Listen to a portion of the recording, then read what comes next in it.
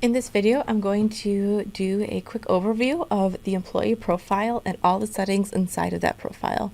So if you navigate to employees at the top, go ahead and do view full employee list. You will see all of your employees listed here. If you do add employee and add one, this is where you will see all of the employees profile settings. Under general settings, go ahead and add the employee's name.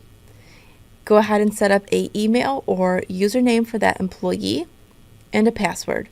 If you would like to send an email invite for the employee, make sure you have this button checked off here. Additionally, you can also enter in the employee's mobile phone number. You can assign an employee number. And if you have employee groups set inside of your OnTheClock account, feel free to set them to that employee group. Under additional options, you can set up the employee's time zone if they have a time zone that is different from your account time zone. For manual time entry and adjustment, you'll see we have two options. This will allow employees the ability to edit their own time cards. If you would like them to have this, feel free to keep this set to on. We have allow changing password. If you want employees to have the ability to update their password, go ahead and turn this on as well. Otherwise, if you don't want them to change it, keep it set to off. If you observe daylight savings, we have this option to turn this on and off if you do.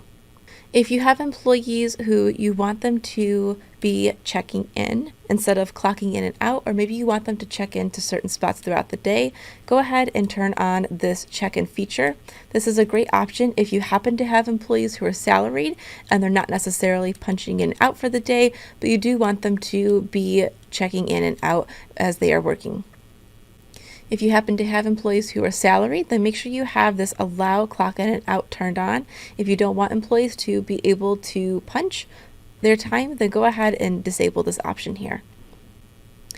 Then we have our department and manager settings section of the account. If you want to set an employee to a specific department, feel free to do so. And if you want to assign a certain manager to the employee, you can do so up to 5. If you have any notes that you would like to add about the employee, you can add that right here in that note field.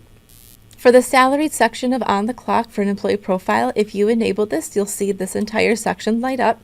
So what this is for the hours per day, you will want to enter the number of hours per day that the employee is expected to work.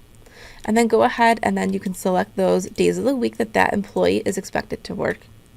And then the start date would be your employee's start date that they got hired. This employee end date is only applicable if you would like to enter the date that the employee left. How this works is after you have set up this entire section, the number of hours that you have specified for the days of the week will be auto-populated on your time cards page, so the employee doesn't necessarily have to punch. All those hours will be automatically logged here with this turned on. With the overtime and break section, if you do overtime after, you'll see you've got a couple different options to choose from for the overtime calculation. Go ahead and select the one that applies to you. And then for auto deduct break, this is if you would like to have the number of hours automatically deducted from your employee's time that they punch in and out. If your employee is expected to punch in and out for their lunch break, it is not recommended that you turn on this auto deduct break. Again, this will already automatically take care of that lunch break for them. You would specify the number of hours of which after the employee has worked that you would like that lunch break to be deducted and taken for.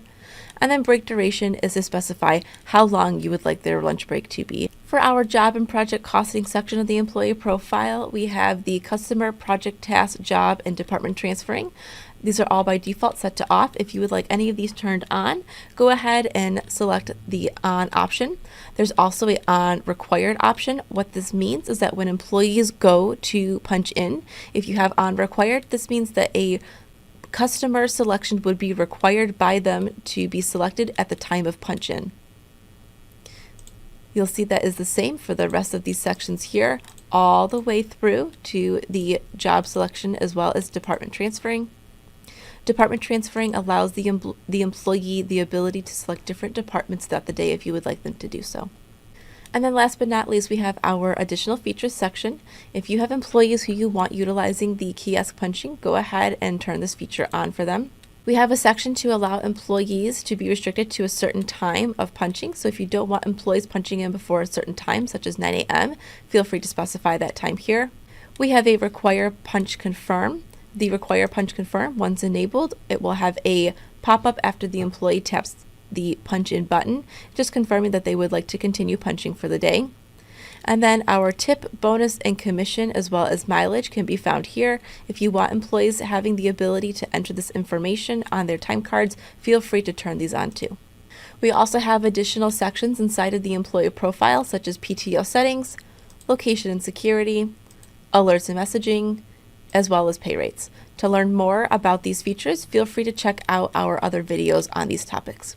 If you have any other questions about setting up your employee's profile and what any of these settings possibly mean, feel free to live chat with us or send us an email to support@ontheclock.com.